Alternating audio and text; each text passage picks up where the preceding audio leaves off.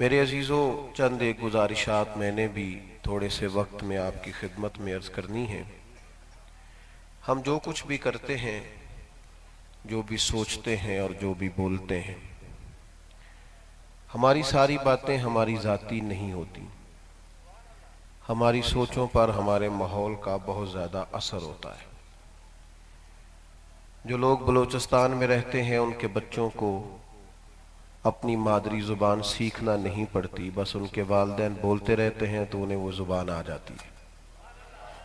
سندھ اور پنجاب سے تعلق رکھنے والے بچے اپنے ماحول کا اثر لیتے ہیں، اسی طرز کا کھانا کھاتے ہیں، اسی طرز کا لباس پہنتے ہیں، اسی طرح کی گفتگو کرتے ہیں۔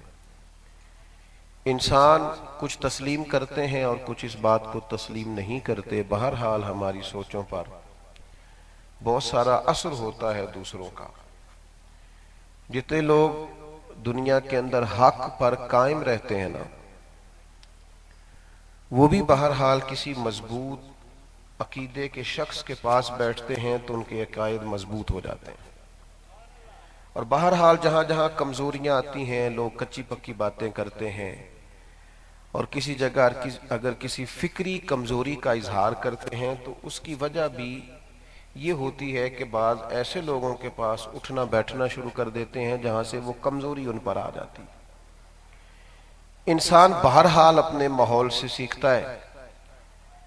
داتا صاحب رحمت اللہ تعالی علیہ نے لکھا ہے نا کہ ایک شخص بیت اللہ شریف کا طواف کر رہا تھا اور منا مزدلفہ میں حاضریاں دے رہا تھا اور عرفات کے میدان میں بھی وقوف کیے ہوئے تھا، لیکن وہ ہر جگہ جب دعا کے لیے ہاتھ اٹھاتا تھا تو کہتا تھا یا اللہ میرے دوستوں کو نیک کر دے، یا اللہ میرے دوستوں کو نیک کر دے۔ تو کسی نے اس سے پوچھ ہی لیا کہ خدا کے بندے کچھ اپنے لیے بھی مانگ۔ کہنے لگا تم سمجھے نہیں، اپنے لیے ہی تو مانگ رہا ہوں۔ انہوں نے کہا کیا مطلب؟ کہنے لگے دوست یار دائیں بائیں والے ٹھیک ہو گئے تو میں انشاءاللہ ٹھیک ہی رہوں گا۔ نبی پاک علیہ السلام نے فرمایا انسان اپنے دوست کے دین پر ہوتا ہے۔ تمہیں غور کرنا چاہیے تمہارا تعلق کس کے ساتھ۔ ہمارا ماحول بہت زیادہ اثر کرتا ہے اور ہم فالو بھی کرتے ہیں، نہ مانے تو بات الگ ہے، لیکن ہم بہرحال کسی نہ کسی کے پیچھے چل رہے ہوتے ہیں اور ہم کسی نہ کسی کی پیروی کر رہے ہوتے ہیں۔ اور جب دنیاوی طور پر عام لوگوں کے پیچھے لوگ چلتے ہیں، یہ اچھا موٹیویشنل اسپیکر ہے، یہ اچھا ادیب ہے، یہ اچھا خطیب ہے، یہ اچھا شاعر ہے، یہ اچھا دانشور ہے، لوگ یہ سمجھ کے جب لوگوں کے پیچھے چلتے ہیں تو بعض اوقات انہیں مایوسی بھی ہوتی ہے، اس لیے کہ جو سمجھ کر وہ گئے تھے تھوڑے عرصے کے بعد معلوم ہوا کہ سبزہ اتنا زیادہ نہیں ہے، بہت ساری جگہوں پہ خزاں بھی موجود ہے۔ پھر لوگوں کی طبیعتوں میں کمزوری بھی آتی ہے، مایوسی بھی آتی ہے، لیکن بہرحال انسان کی طبیعت ہے وہ کسی نہ کسی کی پیروی کرتا ہے۔ یہ جو ہم سوچتے ہیں نا، میں نے دیکھا ہے بہت سارے لوگ بہت ساری سوچیں رکھتے ہیں، کچھ کمزور باتیں کرتے ہیں، کچھ بڑی امید والی باتیں کرتے ہیں، کچھ کا خیال ہے کہ ماحول میں بڑا خطرہ ہے، حالات ٹھیک ہو ہی نہیں سکتے، کچھ خوشخبریاں سناتے ہیں، کہتے ہیں مطمئن رہو اللہ بڑا کریم ہے، آسانی فرمائے گا۔ تو جس طرح کے ماحول میں ہم ہوتے ہیں اسی طرح کی سوچوں کا غلبہ ہوتا ہے۔ ہمارا رب انسان کی اس کمزوری کو سب سے بہتر جاننے والا ہے، تو مالک کریم کو علم ہے اس بات کا، وہ سب سے بہتر جانتا ہے کہ یہ کسی نہ کسی کی پیروی کریں گے تو ہمارے مالک نے نا ہمارے لیے آسانی کر دی۔ فرمایا لَقَدْ كَانَ لَكُمْ فِي رَسُولِ اللَّهِ أُسْوَةٌ حَسَنَةٌ۔ ادھر ادھر نہ جانا، تمہارے لیے تمہارے نبی پاک کی زندگی اللہ کے رسول کی زندگی میں بہترین نمونہ ہے۔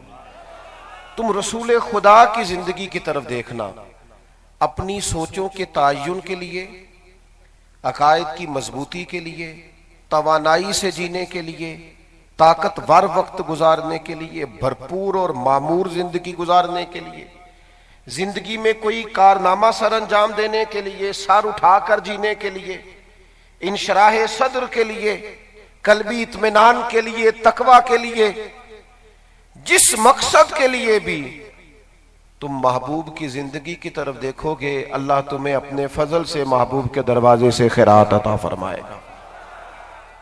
ہمارے ہاں لوگوں نے نہ سنت کا مسئلہ یہ سمجھ لیا ہے، عام عوام کی بات کر رہا ہوں، علماء تو ظاہرہ چیزوں سے آگاہ ہوتے ہیں، ہمارے ہاں جب سنت کی پیروی کی بات کی جاتی ہے تو بعض لوگ سمجھتے ہیں 4 5 6 چیزیں سنت ہیں،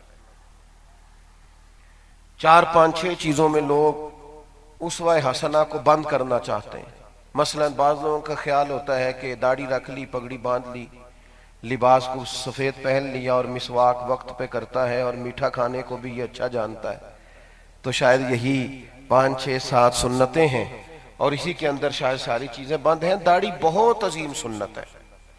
آپ کو پتہ ہے اللہ تعالیٰ نے عورت کو داڑھی نہیں دی، مرد کو دی ہے، اس کا مطلب ہے رب مرد کے چہرے پر داڑھی دیکھنا پسند فرماتا ہے۔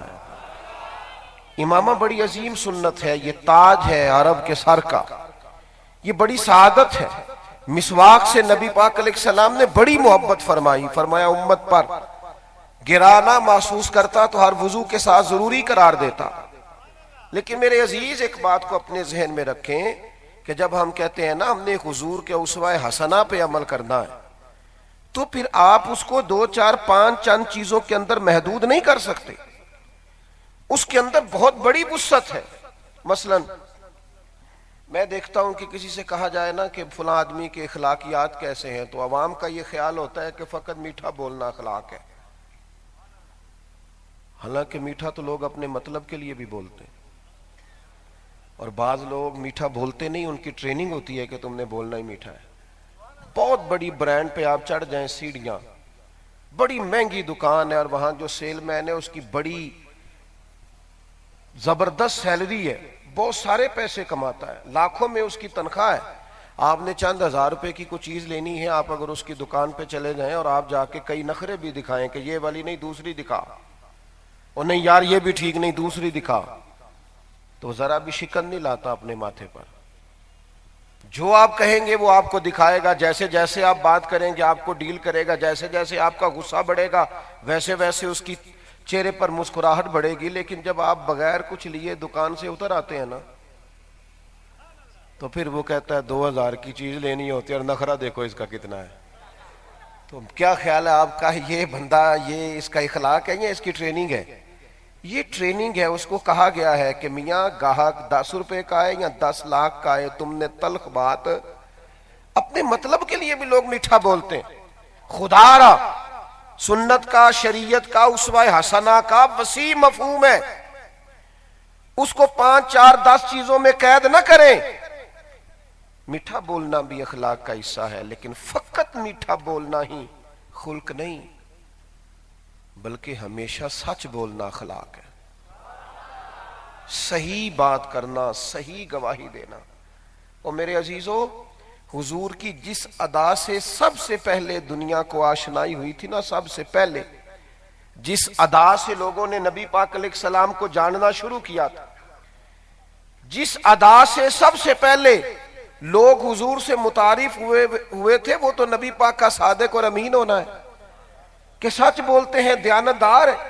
یہ سب سے پہلی ادا ہے جس سے لوگوں کو تعارف ہوا تھا۔ میں کیسے آپ کو یہ بات سمجھاؤں کہ ہمارے ہاں تو ملک کے سب سے بڑے عہدے پر بیٹھنے والے شخص سے بھی کہا جائے کہ جناب آپ نے یہ کہا تھا، پھر پورا کیوں نہیں کیا؟ تو کہتے تو سیاسی بیان تھا۔ ڈھٹائی سے جھوٹ بولتے ہیں لوگ، دلیری سے جھوٹ بولتے ہیں۔ وہ میرے ایک دوست ہیں، تو وہ جس امیدوار کی سپورٹ کرتے ہیں نا ایم این اے کے الیکشن میں، ان کا کہنا یہ ہے کہ میں ہی اصل میں ایم این اے ہوتا ہوں، میں جتواتا ہوں انہیں۔ تو میں ایک دفعہ کسی رات کے جلسے سے واپس لوٹ رہا تھا، تو ان کا ایم این اے کا امیدوار تقریر کر رہا تھا، اور یہاں انہوں نے اس کی فوٹو کا اسٹیکر بھی لگایا ہوا تھا۔ تو گاڑی سے اترتے ہی میری نظر پڑ گئی، میں نے کہا کہ اندر آپ کا لیڈر تقریر کر رہے ہیں اور آپ باہر گھوم رہے ہیں، اپنی جیب سے آپ نے اتنے پوسٹر بنائے ہیں اور گاڑیاں آپ نے اتنی لگائی ہیں، تو خدا کے بندے تیرا لیڈر اندر تقریر کر رہا ہے۔ تو وہ ہنس پڑا، کہنے لگا مولانا آپ کو بھی پتا ہے، مجھے بھی پتا ہے، جھوٹ بول رہے ہیں سارے۔ تو مجھے پتا ہے کیا کہتا ہے روز، خدا کے بندو اس حد تک جب قومی مزاج بن جائے، آپ یقین کریں بیوی اپنے شوہر سے کہتی ہے پیسے تھوڑے دے دیا کر، ایک جوڑے میں گزارا کر لوں گی، میرے ساتھ سچ تو بولا کر، تو جہاں کہتا ہے وہاں جایا کر، تو بتاتا کچھ ہے کہتا کچھ ہے۔ آپ کو پتہ ہے ہمارے رشتوں میں کمزوری کیوں آئی ہے؟ وجہ غربت نہیں ہے، سب سے بڑی وجہ بد اعتمادی ہے. ہمارا ایک دوسرے پر اعتماد نہیں ہے. کسی شخص کو اچھا جاننا، مخلص جاننا، صحیح سمجھنا ہم تیار نہیں ہے ذہنی طور پر. کسی بھی ایک گروہ کے بارے میں، کسی ایک ادارے کے بارے میں، کسی ایک جماعت کے بارے میں ہمارے نظریات کے اندر پاکیزگی نہیں رہی الا ماشاءاللہ. بد اعتمادی بڑھ گئی. مکین گنبد خضرا کانفرنس میں آنے والوں سنو، مدینے والے محبوب کا سب سے پہلا پیغام سچ بولنا ہے. اپنی زندگی سے جھوٹ کو نکال دو، بددیانتی کو نکال دو. یقین کرو وہ روٹی جو دیانتداری کی ہوتی ہے، وہ لمحہ جو سچ کا ہوتا ہے، وہ اس طرح سے انسان کو طاقت دیتا ہے کہ سچ بول کر انسان کا دل ٹھنڈا ہو جاتا ہے. اس کے مزاج کو اللہ قرار عطا کرتا ہے، اسے سکون کی دولت. کتنا سخت وقت تھا بدر کا، 313 اور مقابلہ 1000 کے ساتھ. یہاں لوگوں نے باتیں گھڑ نہیں رہی کہ جنگ کے اندر سب جائز ہوتا ہے، معاذ اللہ. کس قدر کٹھن حالات تھے. نہ زرہیں پوری ہیں، نہ تلواریں پوری ہیں، نہ گھوڑے پورے ہیں، نہ لڑائی کے لیے مقابلے میں فوجی پورے ہیں. لیکن آپ اٹھا کے دیکھیے بخاری شریف، 2 صحابہ یا 3 لوگ آ رہے تھے بدر میں، تو رستے میں ابو جہل سے ملاقات ہو گئی. اس نے کہا کہاں جا رہے ہو؟ کہا حضور کی زیارت کے لیے جا رہے ہیں. کہنے لگا نہیں، چونکہ اب تو صف آ رہا ہے دونوں فوجیں، تم یقیناً ہمارے مقابلے میں لڑو گے، لہٰذا تم نہیں جا سکتے، یہیں بیٹھو. محبوب کے ان غلاموں نے کہا نہیں، ہم لڑیں گے نہیں، صرف زیارت کریں گے. اللہ کرے میں آپ کو بات سمجھا سکوں. وہ لوگ حضور کی بارگاہ عالی مرتبت میں حاضر ہوئے، عرض گزار ہوئے یا رسول اللہ صلی اللہ علیہ وسلم. آ رہے تھے تو ابو جہل سے ملاقات ہوئی. اس نے کہا کیوں جا رہے ہو؟ تو ہم نے کہا صرف زیارت کریں گے، ملاقات کریں گے. اس نے کہا تم لڑنے جا رہے ہو؟ تو حضور ہم وعدہ کر رہے ہیں لڑیں گے نہیں. ادھر دیکھو میرے بھائی، ایک تو وعدہ اپنوں سے ہوتا ہے، ایک تو وعدہ پیاروں سے ہوتا ہے، ایک تو وعدہ مسلمانوں سے ہوتا ہے، اور ایک وہ وعدہ جو کافر کے ساتھ کیا ہے، اور اتنے بڑے کافر کے ساتھ کیا ہے. یا رسول اللہ ہم وعدہ کر رہے ہیں، وہاں یہ بات طے کر رہے ہیں لڑیں گے نہیں. حضور حکم کیا ہے؟ تو میرے کریم نے فرمایا ہم سب لڑیں گے، تم چونکہ وعدہ کر رہے ہو تم وہاں جا کے بیٹھ جاؤ. مسلمان اپنے وعدوں کو توڑا نہیں کرتے. مسلمان کا ایک معیار ہے، اس کا ایک سٹیٹس ہے، اس کی زبان کا ایک وقار ہے. وہ بات کر کے بار بار اپنی بات سے پھرا نہیں کرتا. اس کے لہجے اب تو لوگوں نے جھوٹ کا نام ہی بدل دیا. اب کہاں لوگ جھوٹ بولتے ہیں؟ اب نہیں، اب جھوٹ کا نام بدل دیا. اب کہتے ہیں میں نے بہانہ کر دیا تھا، آپ نے جھوٹ بولا تھا، سیدھا سیدھی بات کریں. اب لوگوں نے نا غیبت بھی چھوڑ دی ہے، اب غیبت کا بھی نام بدل دیا ہے. اب کہتے ہیں آؤ گپ شپ کریں. وہ جو گپ شپ ہے نا، وہ غیبت ہی کا بدلا ہوا ایک نام ہے. خدا کے بندے، جب تک کردار کے اندر وہ حسن پیدا نہیں ہوتا، وہ توانائی پیدا نہیں ہوتی، جب تک مزاج کے اندر وہ سچائی. ابو سفیان کہتے ہیں میں نے ابھی کلمہ نہیں پڑھا تھا، جب ہرقل بادشاہ نے مجھے بلا کے حضور کے بارے میں پوچھا. آپ میری بات پر زیادہ غور کریں، بالخصوص نوجوانوں سے کہہ رہا ہوں. ہم اپنی سوسائٹی میں جب سے دیکھنے لگے ہیں نا سارے لوگ اوپر نیچے کر کے کام چلا رہے ہیں، تو ہم بھی کسی اصول کے پابند ہی نہیں رہے، ہم قائل ہی نہیں رہے.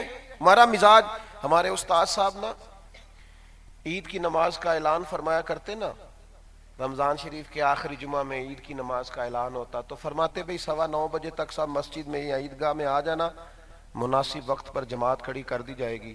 تو ایک دن کچھ شاگردوں نے عرض کی حضور 9:15 بجے تک آ جانا مناسب وقت میں، تو نماز کا ٹائم کیا ہوا؟ فرمانے لگے میں قوم کا اعتماد بحال رکھنا چاہتا ہوں. اگر میں کہوں گا نا 9:15 جماعت کھڑی ہوگی تو پھر مجھے 9:15 پہ اللہ اکبر کہنا پڑے گا. لہذا میں گنجائش رکھتا ہوں تاکہ کسی قسم کی کوئی کمزوری کسی کے سامنے، یہ ہمارے بزرگوں کی احتیاط ہے. لیکن یہاں کوئی مطلب ہی نہیں ہے، کوئی اعتماد ہی نہیں. آپ یقین کریں، مجھے ایک صاحب تھوڑے دن پہلے میرے پاس آئے تو وہ کہنے لگے مولویوں کے بارے میں لوگوں کے بعض کے خیالات ٹھیک نہیں ہیں. تو میں جلدی پریشان نہیں ہوتا، کسی کے روب کا کم شکار ہوتا ہوں. ہاں اپنی طبیعت اپنی ہے، اس حساب سے ذرا محظوظ ہوتے ہیں چیزوں سے. وہ کہنے لگے کچھ لوگ علماء اور مشائخ سے دور ہیں، تو میں مسکرا دیا. کہنے لگے آپ، میرا خیال تھا کہ کچھ دلائل دیں گے. میں نے کہا کیا ضرورت ہے دلائل دیں، مجھے بتاؤ قوم ساری پولیس سے متفق ہے، وکیلوں پر اعتماد کرتی ہے، ہمارے عدالتی نظام کے بارے میں لوگ بڑا اچھے لفظ استعمال کرتے ہیں. تو میں نے کہا دو چار لوگوں نے علماء کے بارے میں بات کر دی تو کیا ہوا، ورنہ آپ جمعے والے دن آ کے دیکھیے گا اللہ کا فضل ہے، لوگ علماء کے پیچھے کھڑے ہوتے ہیں. خدا کی رحمت ہے، ہمارے مدارس آباد ہیں، اللہ کا شکر ہے. اتنی جلدی گھبرا جانا اور دفاعی محاذ پہ آ جانا اس کا مطلب ہی کوئی نہیں. اللہ کا فضل و کرم احسان ہے، کسی جگہ کسی کمزوری کا اظہار نہیں. اور نہ ہم کوئی وہ حضرت سلطان الواعظین مولانا ابو نور محمد بشیر صاحب کوٹلوی رحمت اللہ تعالی علیہ فرمایا کرتے تھے اپنے شاگردوں سے اور عقیدت مندوں سے، تمہیں کو بندہ مولوی کہے تو پریشان نہ ہوا کرو، کہا کرو شکر ہے اللہ کا ہم مولوی ہیں. خدا کی رحمت ہے، پڑھنے لکھنے سے اپنا تعلق ہے. کسی بات کی کمزوری اپنے آپ کو بنا لینا یہ درست نہیں ہوتا. اپنی زندگی پورے اعتماد گزاریں. ایک شخص ایسا ہے جسے گردن جھکانی چاہیے اور کمزور پڑنا چاہیے، وہ جو بلا وجہ اپنی ذات پر سوال کا دروازہ کھولتا ہے. باقی جو آدمی محنت کر کے ہاتھوں پہ چھالے ڈال کے روزی کماتا ہے وہ تو اللہ کا دوست ہے. کمزوری کس بات کی؟ کمزور نہ پڑے کبھی بھی، اپنی زندگی سچائی اور صداقت کے ساتھ گزاریں گے. رسول پاک کا اسوہ نور ہے. ابو سفیان کہتے ہیں بادشاہ نے مجھ سے سوالات کیے اور ابھی میں مسلمان نہیں تھا. میری پوزیشن یہ تھی کہ میں تو حضور کے مقابلے میں فوجیں لے کے آیا کرتا تھا، لیکن جب اس نے سوالات اٹھائے اور میں نے جوابات دیے، ڈھیر ساری باتیں ہوئیں. آخر میں بادشاہ نے مجھ سے سوال کیا، بتائیے وہ محبوب جنہوں نے دعوی نبوت کیا ہے کبھی انہوں نے جھوٹ بھی بولا ہے؟ اتنی سخت مخالفت ہو کہ لوگ جنگوں میں سامنے آئیں تو پھر وہ ہر قسم کی بات کر دیتے ہیں. لوگ اپنے مخالف کی خوبیوں کو خوبیاں کہاں تسلیم کرتے ہیں. تو ابو سفیان کہتے ہیں میں تھوڑی دیر کے لیے خاموش ہو گیا، سوچنے لگا. ایک تو میں نے کہا کہ اگر میں نے یہ کہہ دیا کہ انہوں نے بولا ہے تو یہ تو عرب کی وفاداری کے خلاف ہے کہ میں جھوٹ بولوں. اور کہتے ہیں پھر میرے دل میں خیال آیا کہ میں ان کے بارے میں کوئی اور بات کہوں تو شاید کوئی سوچے، لیکن رسول پاک نے جھوٹ بولا ہے، یہ تو کوئی مانے گا ہی نہیں، سوال ہی نہیں پیدا ہوتا. کہتے دوبارہ بادشاہ نے مجھ سے کہا آپ بولتے کیوں نہیں، بتائیے کیا کبھی انہوں نے جھوٹ بھی بولا؟ کبھی؟ سنو میری ملت کے جوانوں، مذاق میں جھوٹ بولتے ہو، جان بوجھ کے دوسرے پر روب جمانے کے لیے غلط بات کرتے ہو، جس کا تصور تک نہیں وہ بھی کہہ جاتے ہو. ابو سفیان کہتے ہیں میرے ہاتھ میں چھڑی تھی، میں نے اسے تھام کے اپنے قریب کیا اور میں نے کہا بادشاہ میری مخالفت اپنی جگہ پر، وہ رشتے میں میرے بھتیجے ہیں، میں نے انہیں ماں کی گود میں بھی دیکھا ہے اور دادا کے کندھوں پر بھی دیکھا ہے اور جناب ختیجہ کا دولہا بنے بھی دیکھا ہے، اور میں نے ان کی گود میں شہزادیوں کو کھیلتے بھی دیکھا ہے، اور میری آنکھوں کے سامنے ان کے مقدس بال سفید ہوئے. پر قسم ہے مجھے اس محبوب کی زبان سے جو بھی نکلتا ہے حق اور سچ ہی نکلتا ہے. اسیر دشمن کی چاہ میں بھی، مخالفوں کی نگاہ میں بھی، امی ہے صادق ہے معتبر ہے، میرا پیغمبر عظیم تر ہے. اپنی زندگی کے اندر سچائی کو لاگو کرنا. آپ یقین کریں کچھ لوگ اپنے ساتھ بھی سچ نہیں بولتے، جھوٹ بولتے ہیں، بے چین رہتے ہیں، بے قرار رہتے ہیں، اطمینان نہیں پاتے، بے سکون زندگی گزارتے ہیں. اپنے مزاجوں میں سچائی، یہ حضور کا اسوہ ہے. دوسری بات یاد رکھیے گا، مسواک سے دانت صاف کرنا بھی حضور کی سنت ہے اور نبی پاک کی بڑی محبوب سنت ہے. سیدہ عائشہ صدیقہ رضی اللہ تعالی عنہ فرماتی ہیں کہ وقت وصال میں بھی محبوب کریم نے مسواک کو پسند فرمایا اور طلب فرمایا. لیکن یاد رکھیں صرف دانت صاف کرنا ہی سنت نہیں، دل صاف رکھنا بھی سنت ہے. یہ بھی رسول پاک کا طریقہ ہے. یہ جو بہت سارے لوگ ساری نعمتوں کے باوجود پریشان رہتے ہیں نا اور سوال اٹھاتے ہیں، کہتے ہیں پریشانی بھی کوئی نہیں، بیماری بھی کوئی نہیں، کمزوری بھی کوئی نہیں، پھر بھی دل بے سکون رہتا ہے. تو میں ایک مثال دیا کرتا ہوں، میں کہتا ہوں یہ تھوڑی سی مٹی لگ جائے نا چہرے پر تو انسان جب تک منہ دھو نہ لے وہ بے سکون رہتا ہے. یہ قمیض کا ایک بٹن ٹوٹ جائے نا میرے بھائی تو پوری محفل میں کسی کو پتہ نہ ہو ویسٹ کوٹ کا یا کرتے کا بٹن ٹوٹا ہوا، کسی کو بھی نہ پتا ہو، تو جس کا ٹوٹا ہوتا ہے وہ بڑا پریشان ہوتا ہے کہ یار آج میں اچانک کرتا پہن کے آ گیا ہوں، ذرا سی مٹی، ذرا سا کو مسئلہ بن جائے ظاہری وجود پر تو انسان بے سکون رہتا ہے۔ بڑے پڑھے لکھے وزادار مالدار آدمی کو آپ کہیں نا میرے ساتھ چل کہیں دعوت پہ جانا ہے، تو کہتا ہے نہیں بھائی پہلے کپڑے بدلوں گا، پہلے وضو کروں گا، منہ دھوؤں گا، اس لیے کہ میں ساری ڈگریوں کے باوجود ہلکا پھلکا تب ہوں گا جب میں لباس صاف پہن لوں گا۔ میرے عزیز، اگر ظاہر پر ایک آدھ دھبا ہو تو بندہ بے سکون رہتا ہے، تو اگر دل پر دھبے ہوں تو حسد کا، عداوت کا، بغض کا، کینے کا، تکبر کا، یہ دھبے ہوتے ہیں باطن پر، نہیں لوگ قبول کرتے، نہیں مانتے، ہوتے ہیں نہیں مانتے، نتیجہ کیا نکلتا ہے؟ نتیجہ یہ نکلتا ہے ساری چیزوں کے باوجود پریشان ہے، بے سکون ہے، الجھی باتیں، الجھے خیالات، کہیں بیٹھ کر بھی غیر حاضر ہوتے ہیں، جسم کہیں ہوتا ہے، روح کہیں ہوتی ہے، سوچیں کہیں ہوتی ہیں۔ جب تک باطن کو وہ صفائی نصیب نہیں ہوتی، وہ قرار نصیب نہیں ہوتا۔ ترمذی میں حدیث ہے، ذرا میری بات پر غور کرنا۔ نبی پاک علیہ السلام نے حضرت انس بن مالک رضی اللہ تعالیٰ عنہ سے فرمایا، کہا اے انس، اے میرے بیٹے، تم سے ہو سکے تو صبح اس حال میں کرنا کہ تمہارے دل میں کسی کا بغض نہ ہو۔ ذرا نا صبح صفائی قلب کے ساتھ کرنا، اس میں کوئی چیز نہ ہو، کوئی شے نہ ہو۔ چلیں شعر پنجابی کا ہے، اب چونکہ آگے آ گیا ہے چھوڑا نہیں جا سکتا، اور شعر بھی حضرت بابا بلے شاہ صاحب کا ہے۔ وہ کہا کرتے تھے کہ تھوڑا سا نا طبیعت میری نا پریشان ہو گئی ہے، ہر وقت ہاتھ چمانا، ہر وقت نعرے لگوانا، ہر وقت شاہ جی کہلوانا، کچھ پریشان ہو گیا ہوں۔ کہنے لگے اٹھ بلیا، چل اوتھے وسیے جتھے وس دینی سارے انے، نہ کوئی ساڈی ذات پچھانے نہ کوئی سانو منے۔ کہنے لگے اب دل کرتا ہے وہاں چلے جاؤں جہاں مجھے کوئی جاننے والا نہ ہو، کوئی نہ ہو، کوئی جاننے ماننے والا نہ ہو، میں کسی کونے میں بیٹھ کے اپنے رب کریم کو یاد کروں۔ تنہائی کو دل کر آیا، اس لیے کہ لوگوں کے بیچ رہتے ہیں تو کچھ اور کا اور چیزیں ہو گئی ہیں۔ یہ تھوڑا سا جو بندہ سیاسی سماجی ہو جاتا ہے نا، تھوڑا سا، اس بیچارے کو اسٹیج پہ نہ بلائیں تو پیچھے بیٹھنا اس کا مشکل ہو جاتا ہے۔ وہ گردن اونچی کر کر کے اسٹیج سیکرٹری کو دکھاتا ہے کہ میں آ بھی گیا ہوں اور تو نے میرا نام ہی نہیں لیا۔ یہ وہ اندر کی بے چینی ہے جو کمزور کرتی ہے لوگوں کو۔ ایک ایک کارڈ کے اوپر 15 قسم کے لوگوں نے عہدے لکھوائے ہوئے ہیں۔ مجھ سے میں بہت ساری جگہوں پہ حاضر ہوتا ہوں تو لوگ کہتے ہیں کارڈ، تو میں نے کہا یار میں نے تو کبھی چھپوایا ہی نہیں، آج تک بنوایا ہی نہیں، کوئی ضرورت ہی نہیں۔ چلے ضرورت کے لیے جن لوگوں نے بنوایا انکار نہیں کرتا، لیکن یہ کیا بات ہوئی اپنے منہ سے بتانا کہ میں فلاں ہوتا ہوں، میں فلاں ہوتا ہوں۔ خوشبو بتایا نہیں کرتی، خوشبو تو آیا کرتی ہے۔ اگر آپ کے پاس کچھ ہے تو وہ نظر آ جائے گا، ورنہ منہ سے کہنے سے کیا انقلاب آئے۔ میرے عزیز، اپنے دل کو اس بوجھ سے نکالنا، مزاج میں عاجزی، تکلف سے مبرہ زندگی، جہاں جگہ مل جائے بیٹھ لینا۔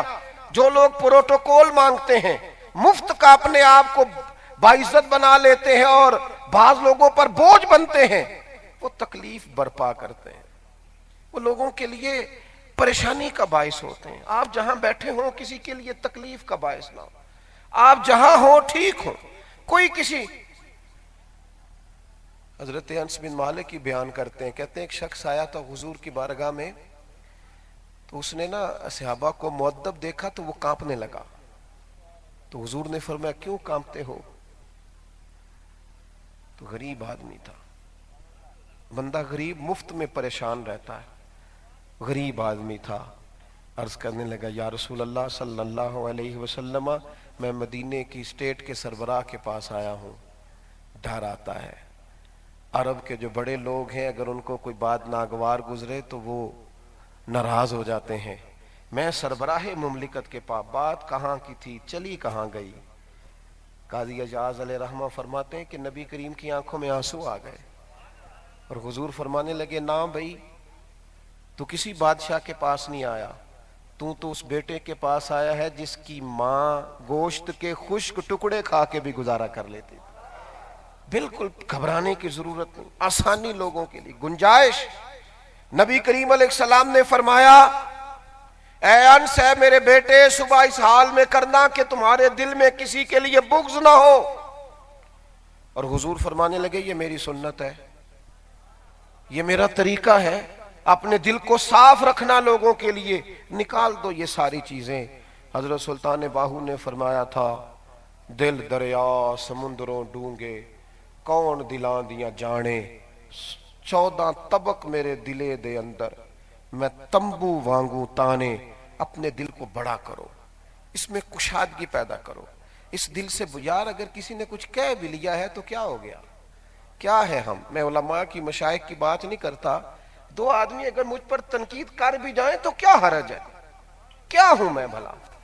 اگر کسی نے، میں ایک دن طلباء سے بات کر رہا تھا ادارے میں، تو میں نے ان سے کہا یار 100 آدمی تمہارے پاس جمعہ پڑھنے آتا ہے، مثال دے رہا ہوں، 3 تمہارے مخالف ہوتے ہیں، 97 تو پیار کرنے والے ہیں نا، لیکن میں تمہارا کیا کروں، تم سارا جمعہ ان 3 بندوں پہ پڑھا دیتے ہو۔ اوہ ان کو نکال دو، 97 کی بات کرو جو تم سے محبت کرتے ہیں، جو تم سے پیار کرتے ہیں، جو تمہارے لیے دل کے اندر بڑی دعائیں رکھتے ہیں، اپنے دل کو کشادہ کر لیں، نکال دیں یہ ساری چیزیں۔ ایک چیز ہے جس کی بنیاد پر کسی سے اختلاف رکھا جا سکتا ہے، وہ ہے عقیدہ۔ اگر کسی کے عقیدے میں مسئلہ ہے، کوئی بد عقیدہ ہے تو اس سے بچیں، اور ہر صورت بچیں اور دور بھاگیں، لیکن اپنوں کے لیے تو دل میں بڑی گنجائش رکھیں، اپنوں کے لیے تو رحماء بینہم کی عملی صورت پیدا کریں، اپنے دل کے اندر سے یہ ساری چیزیں نکالیں۔ باتیں زیادہ نہیں کرنی کیونکہ یہاں علماء کا اجتماع ہے۔ حضور کے اسوہ حسنہ میں ایک تیسری بات بڑی سمجھنے والی ہے اور بڑی غور کرنے والی ہے۔ نبی پاک علیہ السلام کے مقدس اسوہ سے ہمیں ایک چیز بڑی ملتی ہے، بڑی زیادہ، وہ بھلا کیا ہے؟ وہ ہے دوسروں کے جذبات کا احساس کرنا، دوسروں کا خیال رکھنا۔ بڑی سخت تکلیف میں ہے پاکستانی عوام، اقتدار پر براجمان جو لوگ ہیں انہیں احساس نہیں ہے غریب کی غربت کا، وہ چونکہ سڑک پہ کھڑے نہیں نہ ہوتے گاڑی کے انتظار کے لیے تو انہیں پتہ نہیں، ان کو بھی اس بات کا احساس نہیں ہے کہ صبح اگر گھی ختم ہو جائے نا اور بچوں نے پراٹھے کھانے ہوں تو ماں باپ کے لیے تکلیف کتنی زیادہ بڑھ جاتی ہے۔ ان کو خبر نہیں ہے کہ بس وہ داخلہ جمع کرانا ہو تو والد بیچارہ جا کے جب ایڈوانس مانگتا ہے نا تو کس درد سے مانگتا ہے، چونکہ انہیں کرنا نہیں نہ پڑتا۔ بہت سارے تو ایسے ہیں جنہیں پتہ بھی نہیں ہے کہ گھی کا اور چینی کا بھاؤ کیا ہے، تو جب کوئی آدمی کسی درد سے گزرتا نہیں تو اسے احساس کیسے ہوگا؟ ان لوگوں کو احساس نہیں۔ لیکن میں آپ سے ایک بات عرض کرنے لگا ہوں، ہم سب کا خیال ہے کہ حکومت عوام کا احساس نہیں کرتی۔ میں آپ سے اور اپنے آپ سے پوچھتا ہوں، حکومت نہیں کرتی، ہم ایک دوسرے کا احساس کرتے ہیں، ایک دوسرے کے حق میں سوچتے ہیں؟ اب تو ایسی ہوا چلی ہے کہ ہر شخص سوچتا ہے تمام شہر جلے بس ایک میرا گھر نہ جلے۔ ہم اپنی ذات کے لیے سوچتے ہیں تو ملی نقصان کرتے ہیں، قومی نقصان کرتے ہیں، سوچوں کو وسعت نہیں دیتے، دوسرے کے بارے میں سوچنا ہمارا مزاج ہی نہیں۔ ہر آدمی کو میں تبلیغ نہیں کر سکتا۔ میں یہاں آپ کے پاس خزدار میں موجود ہوں، اگر اس وقت کوئی آدمی کراچی میں تبلیغ کر رہا ہے تو مجھے اس کی سپورٹ کرنا چاہیے۔ اگر کوئی لاہور میں دعوت دین دے رہا ہے، چونکہ میں ایک جگہ پہ بیٹھ کے سب جگہ بات نہیں کر سکتا، یہاں حضرت شاہ صاحب کام کر رہے ہیں تو ہمیں ان کا دست و بازو بننا چاہیے۔ یہاں جو شیخ الحدیث صاحب درس حدیث کی مسند پر بیٹھے ہیں، ہمیں ان کو ہر لحاظ سے سپورٹ کرنا چاہیے۔ یہ قومی سوچیں پیدا کریں گے تو قومی کام ہوگا، ورنہ تو لوگ لڑا رہے ہیں اور حکومتیں کر رہے ہیں۔ مزاجوں کے اندر سے جب تک گھٹن نہیں نکالی جاتی، آپ بڑا دل کریں، آپ بڑا سوچیں، نہ سمجھ آئے تو میرے محبوب کا اسوہ حسنہ دیکھیں۔ کیا قرآن مجید حضور پر نازل ہونے والی کتاب ہے پر حضرت موسیٰ کی عظمتوں کا ذکر قرآن نہیں کرتا؟ جناب یوسف علیہ السلام کی شان کو بیان قرآن مجید نہیں کرتا؟ حضرت عیسیٰ کے معجزات کا تذکرہ نہیں کرتا؟ وَاتَّخَذَ اللَّهُ إِبْرَاهِيمَ خَلِيلًا، کیا حضرت ابراہیم کی محبوبیت کے ذکر قرآن نے نہیں فرمائے؟ کہ انبیاء کے تذکرے رسول پاک نے نہیں کیے؟ تھوڑی دیر کے لیے اپنے آپ سے نکل کے دوسرے کا احساس تو کر کے دیکھو، دوسرے کے حق میں سوچ کر تو دیکھو۔ اس محفل میں ابھی میرے دوست نے کہا کہ مہمان خاص آئے ہیں، چلیں انہوں نے مجھے مہمان خاص کہا ہے تو مجھے بھی کہہ لینے دیں کہ خاص مہمان کون ہے آج کی محفل کا۔ آج کی محفل کا خاص مہمان وہ ہے جس نے یہاں محفل سے پہلے جھاڑو لگایا ہے، جنہوں نے صفیں بچھائی ہیں، جنہوں نے پوسٹر لگائے ہیں، جن بیچاروں کی کہیں فوٹو نہیں آئے گی، جو پیچھے کھڑے ہوں گے، جو محفل کے بعد شاہ صاحب کے گلے لگ کے روئیں گے، کہیں گے حضور ہماری محفل کامیاب ہو گئی۔ وہ خاص لوگ ہیں جن کا درد دوسروں کو درد مند کرتا ہے، جن کو کسی عہدے کی ضرورت نہیں ہے، پیچھے پیچھے رہتے ہیں، پر ان کی خدمتیں بڑے کاموں کو چار چاند لگا دیتی ہیں۔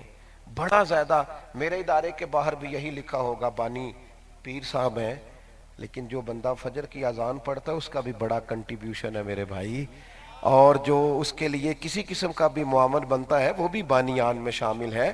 ایک دوسرے کا احساس تو کر کے دیکھو، ایک دوسرے کی ضرورت کو محسوس کو۔ میں نے نا ایک دفعہ ایک محفل میں نا یہ مائک والے سے کہا،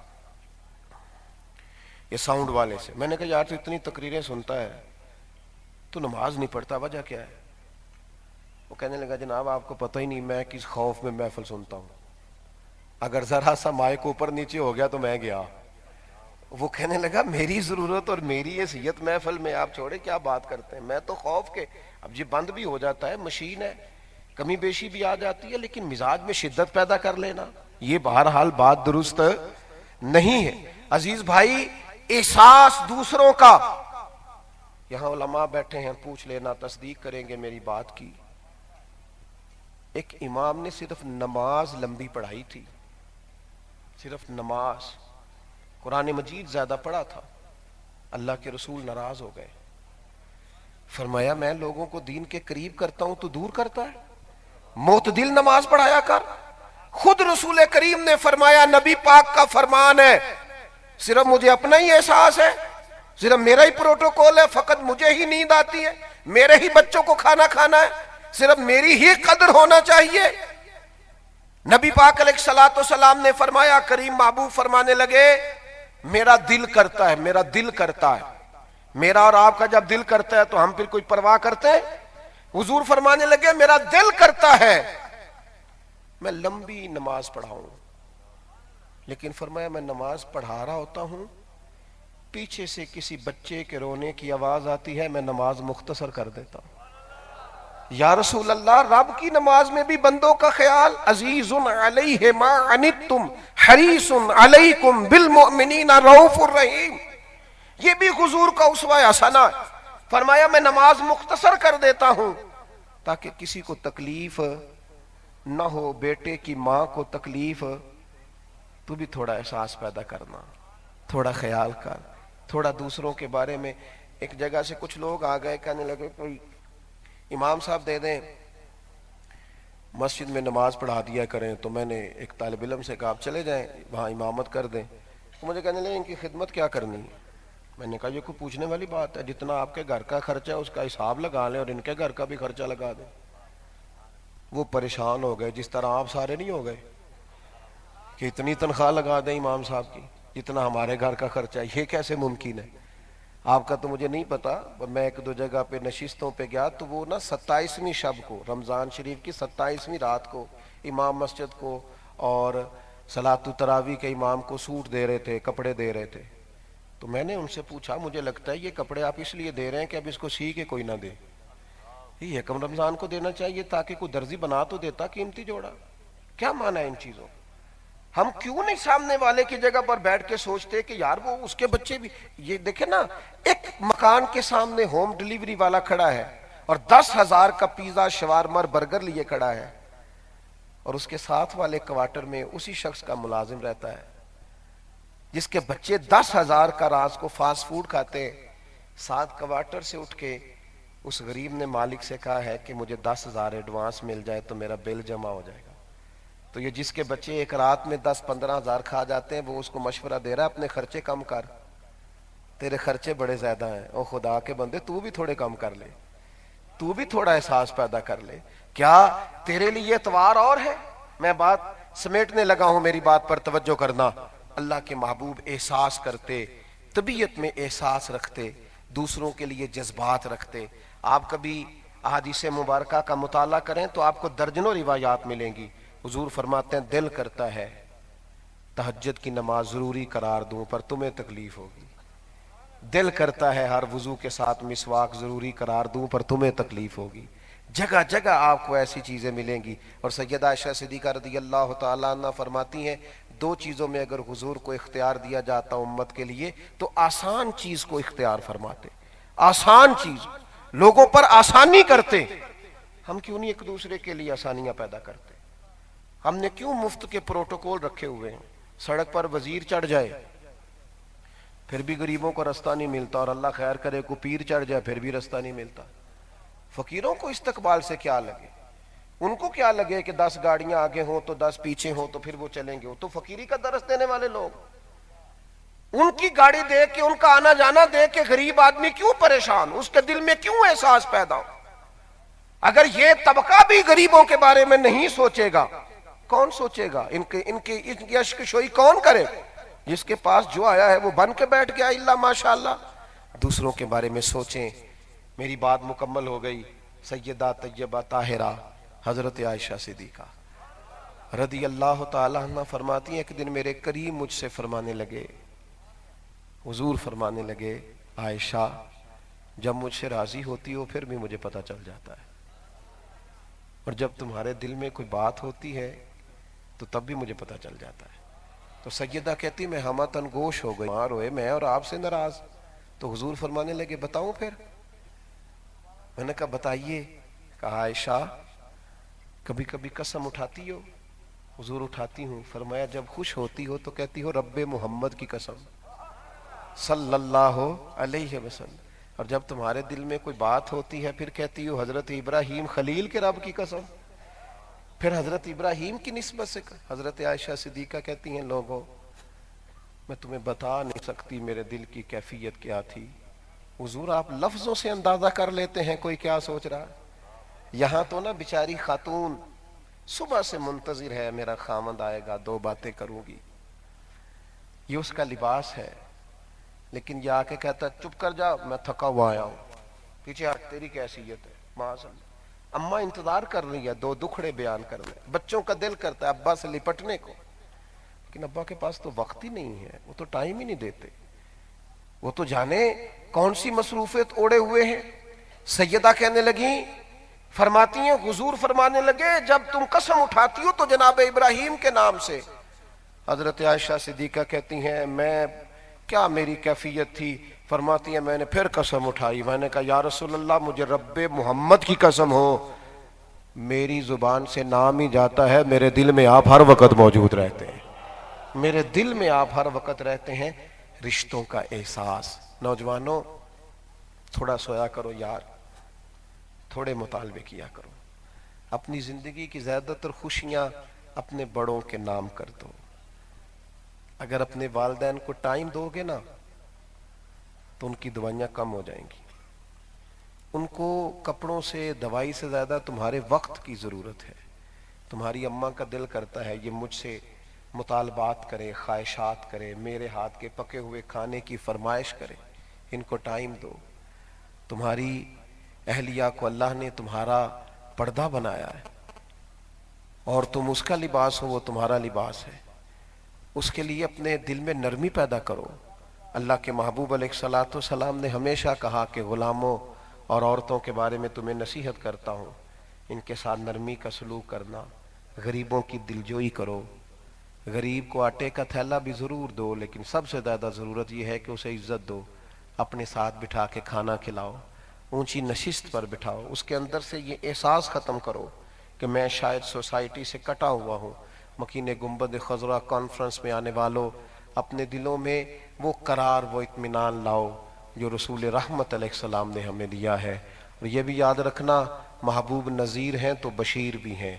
مایوسیاں زیادہ نہیں ہیں, پریشانیاں ضرور ہیں, لیکن زیادہ مایوس ہونے کی ضرورت نہیں ہے. ہم خوشخبریاں دینے والے رسول کے ماننے والے ہیں. ایک دوسرے کو حوصلے دیتے رہو, تازگیاں دیتے رہو, آگے بڑھتے رہو. جاتے جاتے کہتا ہوں بہلتے کس جگہ, جی اپنا بہلانے کہاں جاتے, تیری محفل سے اٹھ کر تیرے دیوانے کہاں جاتے. نصیر اچھا ہوا در مل گیا ان کا ہمیں, ورنہ کہاں رکتے کہاں تھمتے, خدا جانے کہاں جاتے. اور خدا آباد رکھے سلسلہ یہ تیری نسبت کا, वगरना हम भरी दुनिया में पहचाने कहाँ जाते, वमा अलैना इल्लल बलाग।